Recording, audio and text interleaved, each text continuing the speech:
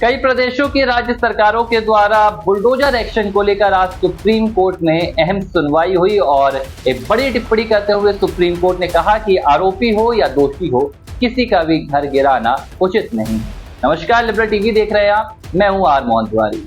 Supreme Court में आज इस मामले को लेकर अहम सुनवाई हुई कि क्या आरोपी या दोषियों के घरों पर बुलडोजर की जो कार्रवाई राज्य सरकारों के द्वारा देखी जा रही है वो उचित है या नहीं। और इस मामले में सुप्रीम कोर्ट ने अपना सख्त रुख अपनाया और प्रशासन और शासन की इस कार्रवाई पर कई बड़े सवाल उठा लिए।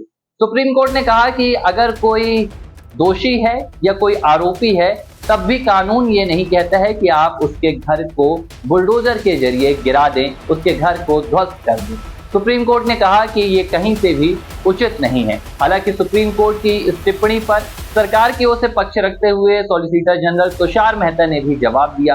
तुषार मेहता ने कहा कि ये कार्रवाई जो म्युनिसिपल कॉरपोरेशन रहते हैं, उनके जो नियम कानून रहते हैं, वो ये देखते हुए करते हैं कि क्या जो घर है वो कोई अवैध कब्जे पर निर्मित है या घर जो तय मानक होते हैं उनके आगे बना हुआ है या उनके खिलाफ बना हुआ है। और ये देखने के बाद एक नोटिस जारी किया जाता है और पूरी कानूनी प्रक्रिया के तहत घरों को बुलडोजर के जरिए ध्वस्त किया जाता है। हालांकि सुप्रीम कोर्ट ने इस पर कड़ा रुख अपनाया है। सुप्रीम कोर्ट ने कहा है कि अगर कोई व्यक्ति दोषी है या उसका अपराध सिद्ध भी हो जाता है तो ये कोई भी नियम नहीं है, ये कोई भी कानून नहीं है कि आप उसके घरों को गिराएं।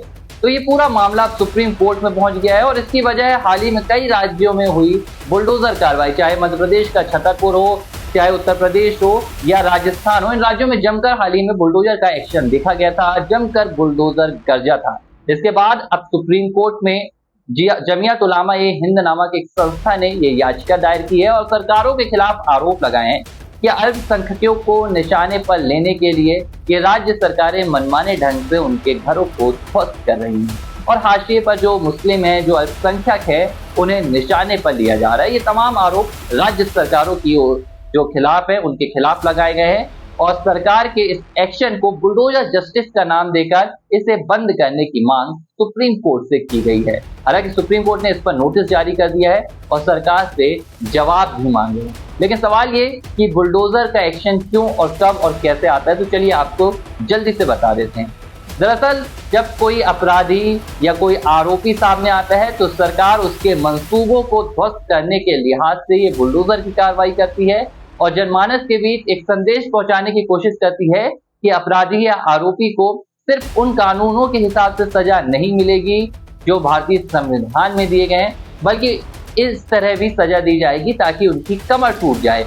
उदाहरण के तौर पर अगर कोई आरोपी शहर में दंगा करते हुए पकड़ा जाता है तो राज्य सरकारें उसके घर को ये देखने के बाद गिराती हैं कि क्या उसका घर अवैध है, और घर अवैध पाया जाता है तो ये कार्रवाई कर दी जाती है। लेकिन सवाल इसलिए उठ रहे हैं कि घर उसका अगर सालों से अवैध था तो कार्रवाई उसके आरोपी बनने के बाद ही क्यों की जाती है। मध्य प्रदेश के छतरपुर में हाल ही में एक मुस्लिम के घर को ध्वस्त कर दिया गया था और सोशल मीडिया पर तमाम तस्वीरें भी वायरल हुई थी। इस मुस्लिम के खिलाफ पुलिस के ऊपर कहीं ना कहीं पथराव करने का आरोप लगा था। इसके बाद से ही ये पूरा मामला गरमाया हुआ है और अब मामला सुप्रीम कोर्ट की दहलीज पर पहुंच गया है। लेकिन सबसे पहले आपको बता दें कि सबसे पहला बुलडोजर आखिर किसने चलाया था, और ये बुलडोजर उत्तर प्रदेश के मुख्यमंत्री योगी आदित्यनाथ ने नहीं बल्कि मध्य प्रदेश के पूर्व मुख्यमंत्री बाबूलाल गौर ने चलाया था। बाबूलाल गौर को मुख्यमंत्री रहते हुए उनके बुलडोजर मैन नाम के नाम से जाना जाता था। कहा जाता है कि बाबूलाल गौर ने भोपाल की सड़कों के चौड़ीकरण के लिए